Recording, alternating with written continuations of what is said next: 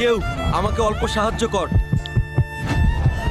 ওরে আমার হালকে কে মেরেছে রে?